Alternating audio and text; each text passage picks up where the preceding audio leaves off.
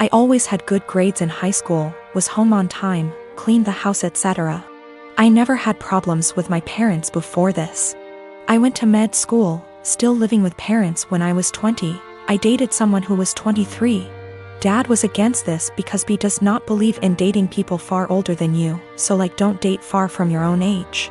And says I cannot date Jay. Argument breaks out. Dad says it's his house, so either I agree or I move out. I say it's not fair as Jay has a job, goes to college, has future plans, etc. Dad kicks me out. Mom agrees with his decision. Little bro was only 14 at the time. I moved with Jay. His family was supportive, helped me with my college. I went to another college due to financial reasons. Finished my required years but still kept in touch with my lil bro years later. Me and Jay, with the help of his parents, got a small house. Like really small, but I'm happy with it. I ended up giving birth to a sweet baby girl. I let my lil bro know that he could come see her when he was able to. He came a few times. Today, bro came to see the baby and asked when I was going to let mom and dad see her since they wanted to reconnect. I said never and that I wasn't going to forgive them. Bro says I'm being unreasonable as they were just strict and trying to protect me. I say that's bullshit because dad shouldn't have kicked me out over age. Bro says I should at least let mom come because she didn't want to agree with it. I say mom was able to do something but didn't, but that bro's situation was different because he was only 15.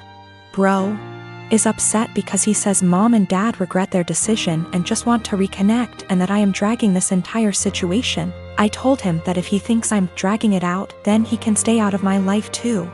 He's angry and says that I need to move on and that I shouldn't be withholding them from seeing their grandchild. I say that they disowned me and so have no grandchild from a daughter that doesn't exist. I don't hate my bro, and I kinda get what he is saying, but I just have a resentment for my parents. It's not like I had a baby just to put it against them, but my lil bro thinks I'm going to go die on a hill with them for something done several years ago, and it's petty. I want a relationship with my bro, just not my mom and dad. I am a 35 years old female, a musician, playing gigs and at an orchestra as a violinist. Rehearsals just resumed, so orchestra is my main source of income. ATM. My sister, she's 26, is a social worker, working 3 days a week, so minimal income, but she adores her job. I live in a small 2-bedroom apartment, both rooms around 9-10 square meters. Using the second room as a practice room / storage for my instruments, 3 violins, 2 guitars, a digital piano, a small drum kit, and other stuff. 4 months ago my sister broke up with her BF and I offered her my spare room, temporarily. I moved most of my stuff to the living room so I could fit a small bed in there. Sis moved in, but she asked me to move more stuff to the living room. I moved pretty much everything sans the piano, to the point where the living room became uninhabitable. Then she started complaining about my violin playing, saying it gave her headaches. I told her I couldn't stop the daily practice without risking my only steady income. The arguments got worse. She told me to play only when she wasn't home, but with her work schedule I couldn't afford that. I tried switching to the electric violin, but even that can be pretty loud, so it didn't help. Several times I reminded her this was only a temporary arrangement, but she didn't seem to hear me. 2 weeks ago I arrived home to finding my piano in the bathroom, near water and humidity, because my sis needed the space for her new double bed. When I told her she can't SRSLY expect me to store my piano there, she said, "Yeah, you will just have to sell it, I guess." I got so mad I told her she has 7 days to leave, but she didn't take me seriously. For a week I only talked to her to remind her how much time she has left, but she always laughed it off, told me to stop acting like a crazy person. When the deadline came I boxed up all her stuff while she was at work, booked an Airbnb bedsit close by and drove her stuff there. She was livid but couldn't do anything but take her new keys and stay there. The following week she kept calling me with an increasingly apologetic tone, saying she shouldn't have moved my piano or bought a bed. She promised she would put more effort into finding a new place. And by the end of the week I considered most of our issues at least addressed, so I drove to help her move back. But when I was carrying the first box down, she went, "I do hope you will at least stop with the violin this time." I absolutely refused to take more of that ing violin. I dropped the box, wished her good luck and left. Now, 2 days later.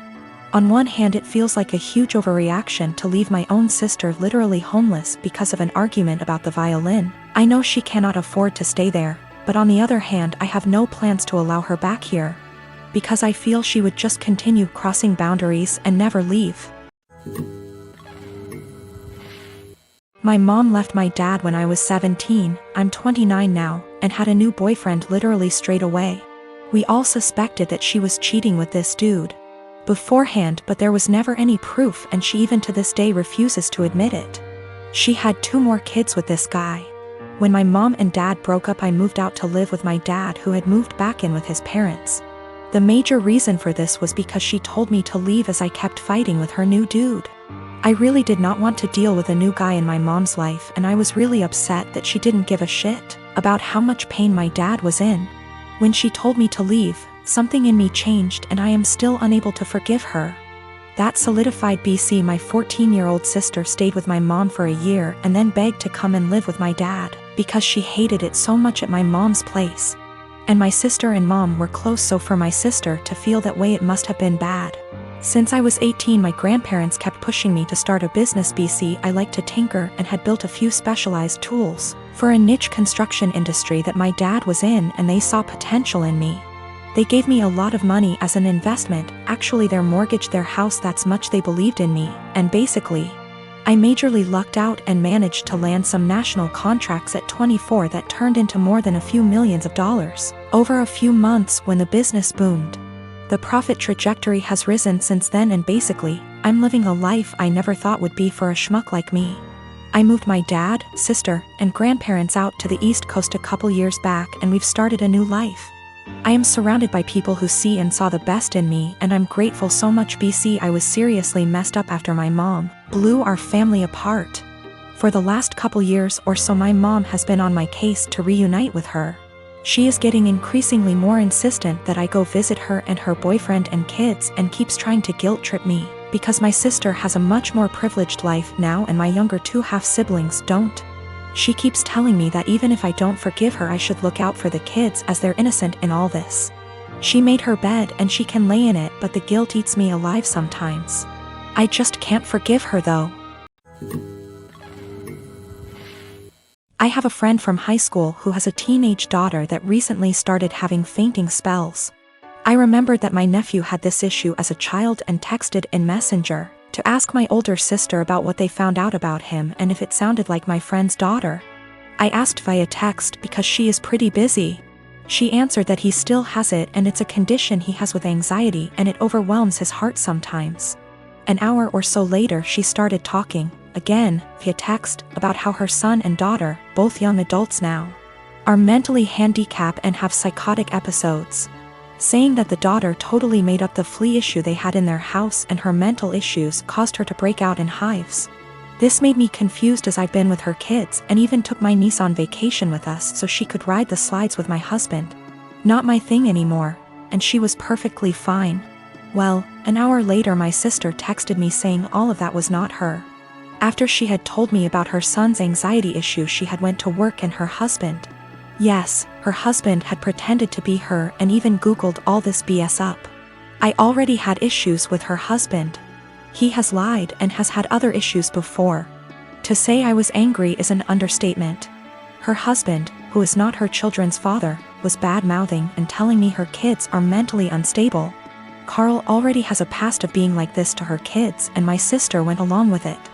I told her, that was it. I'm done.